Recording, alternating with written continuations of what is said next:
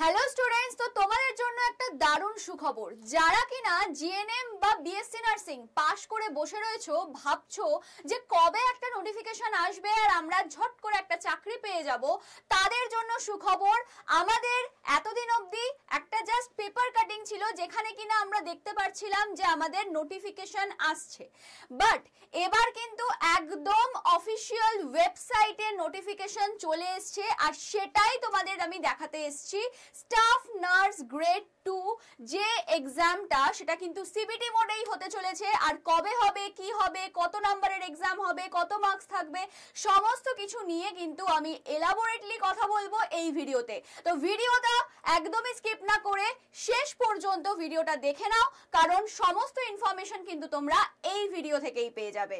তো চলো আর কথা না বাড়িয়ে ঝটপট চ্যানেলটাকে সাবস্ক্রাইব করে নাও এবং পাশে থাকা বেল আইকনটাকে ক্লিক করে অল করে দাও, যাতে সমস্ত নোটিফিকেশন সবার আগে তোমরা পেয়ে যাও। আর ভিডিওটাকে লাইক করে দিয়ে চলো এবার স্টার্ট করা যাক ভিডিওটা।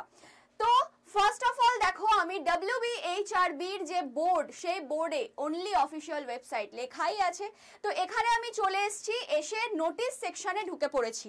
তোমরা দেখতেই পাবে একদম টাটকা টাটকা খবর। তার কালকে পর্যন্ত বা সকাল পর্যন্ত কোনো নোটিফিকেশন কিন্তু ছিল না, বাট এই কিছুক্ষণ আগে 3/11/2025 কিন্তু পরপর কতগুলো নোটিফিকেশন চলে এসছে ঝটাঝট। ঠিক আছে, এখান থেকে স্টার্ট হয়ে পরপর নোটিফিকেশন চলে এসছে। তো ফার্স্টেই আমরা যে নোটিশটা দেখে নেব, সেটা দেখে নাও কি বলছে।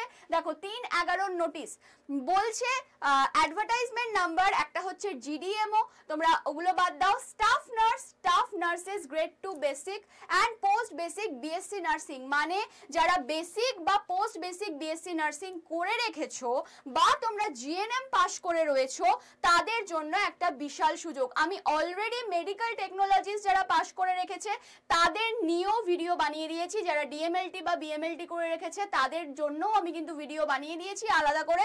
যারা মনে করবে চ্যানেলে ভিজিট করে কিন্তু সেই ভিডিও দেখে নিতে পারো। তো এখানে দেখো একদম অফিসিয়াল নোটিফিকেশন দিয়ে দিয়েছে যে কম্পিউটার বেসড টেস্ট হবে, অর্থাৎ ওয়েমার শিটের কোনো ঝামেলা নেই। ওয়েমার শিটের ঝামেলা ছাড়াই, অর্থাৎ ওই গোল পাকাতে গিয়ে আমাদের অনেক সময় নষ্ট হয় আর অনেক ভুলভ্রান্তি হয়ে যায়। তো সেই ঝামেলা ছাড়াই কিন্তু এবার আমাদের এক্সাম হয়ে যাবে।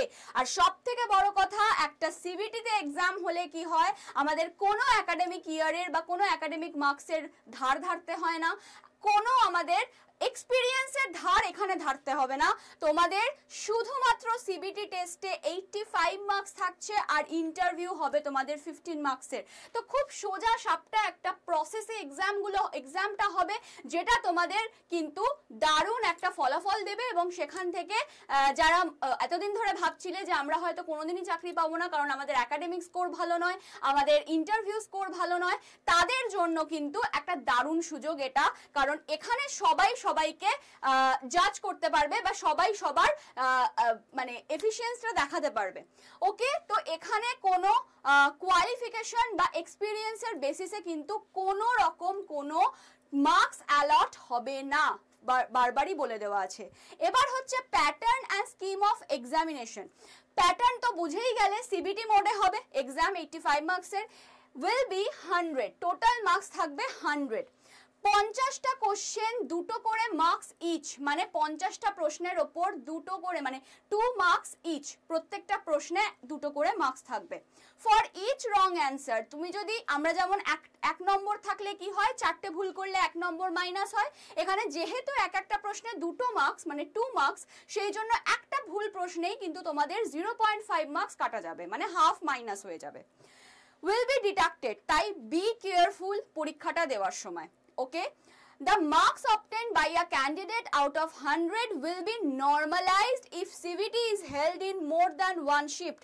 ভালো করে কথাগুলো বোঝো। দেখো, পরীক্ষা আমাদের বিভিন্ন, যে রেলের পরীক্ষা হয়, এসএসসির পরীক্ষা হয়, বিভিন্ন ব্যাংকের পরীক্ষা হয়, বিভিন্ন শিফটে পরীক্ষা হয়, শিফট 1, শিফট 2, শিফট 3, এইভাবে পরীক্ষা হয়। তো এইখানে কতজন অ্যাপ্লিকেন্ট আর কি অ্যাপ্লাই করছে এই পরীক্ষাটার জন্য, বা বলা যায় যে এই চাকরিটা পাওয়ার জন্য, তার উপর ডিপেন্ড করে শিফটের কথা বলা হচ্ছে, যে শিফট কতগুলো হবে। যদি একের বেশি শিফট হয় তাহলে কিন্তু তোমাদের নর্মালাইজেশনের এখানে একটা ব্যাপার থাকবে, অর্থাৎ শিফটের তো কোশ্চেন চেঞ্জ হবে। এবারে কারোর ভাগ্যে হয়তো সোজা কোশ্চেন পড়লো, কারোর ভাগ্যে হয়তো কঠিন কোশ্চেন পড়লো। নর্মালাইজ হওয়ার পরে যার হয়তো চাকরি পাওয়ার কথা ছিল না, যার হয়তো ভালো মার্কস আসার কথা ছিল না, সে হয়তো চাকরি পেয়ে বেরিয়ে গেল, হয়তো যে ভালো পরীক্ষা দিয়ে এসছে তার হলো না। তোমরা এক্সপেক্ট করো যেন তোমাদের একটা শিফটেই পরীক্ষা হয়ে যায়, ঠিক আছে? না হলেও ঠিক আছে, যা হবে দেখা যাবে। আলটিমেটলি তো সিবিটি হচ্ছে, এটা একটা আমাদের ভালো সুযোগ।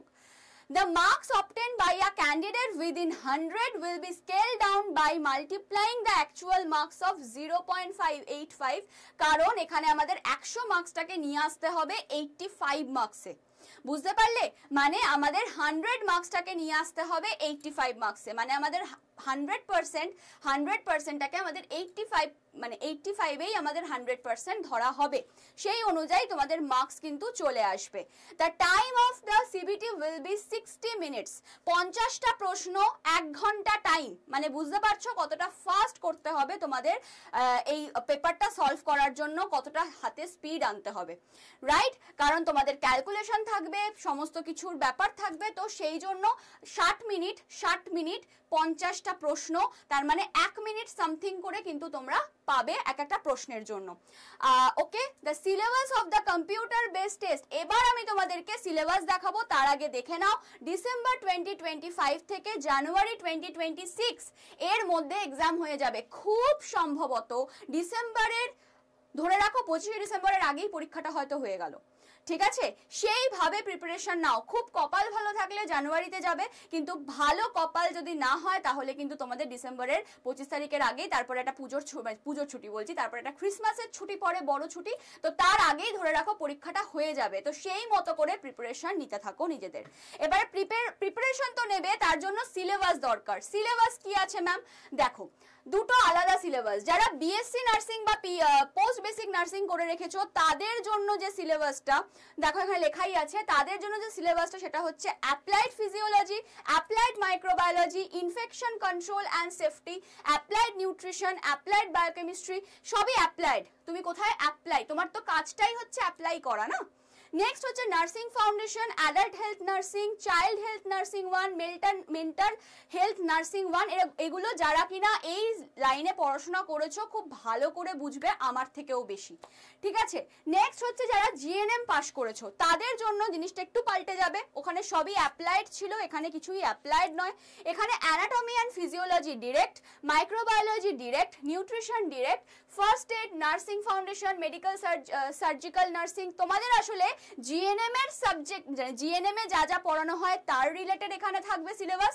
আর পোস্ট বিএসসি নার্সিং আর বিএসসি নার্সিং যেহেতু ব্যাচেলার ডিগ্রি আর এটা হচ্ছে ডিপ্লোমা, তো ব্যাচেলার ডিগ্রির মতো হচ্ছে তার সিলেবাস, আর এদিকে হচ্ছে তোমার ডিপ্লোমার মতো সিলেবাস। তো এই হচ্ছে ব্যাপার।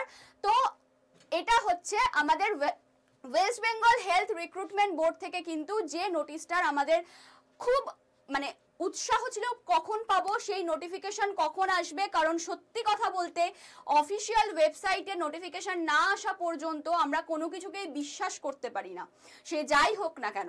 তো যাই হোক, আমাদের মনে বিশ্বাস ছিল, তোমাদের একটা দারুণ সুখবর আমরা জানাতে পারলাম।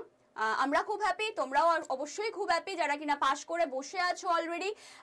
খুব মানে ভালো করে এক্সামের জন্য প্রিপারেশন নাও।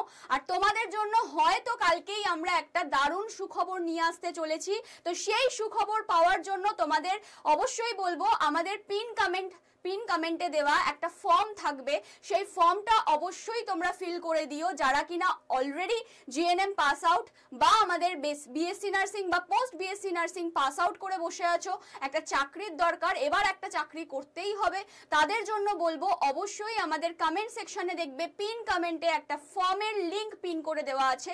তো অবশ্যই সেই ফর্মটাকে ফিল করে দিও, কারণ তোমাদের জন্য কালকে আসতে চলেছে একটা দারুণ সুখবর। তো তার জন্য রেডি থাকো। আর যারা এখনো আমাদের চ্যানেলটাকে সাবস্ক্রাইব করোনি তারা ঝটপট সাবস্ক্রাইব করে দাও, কারণ কালকের সুখবরটা না হলে কিন্তু মিস হয়ে যাবে।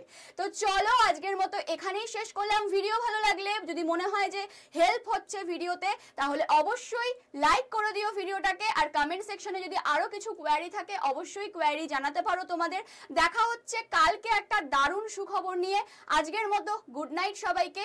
দারুণ একটা সুখবর চলে এলো, তোমাদের না জানিয়ে আর পারলাম না, জানিয়েই দিলাম। তো দেখা হচ্ছে নেক্সট ভিডিওতে। টাটা, সবাই ভালো থেকো।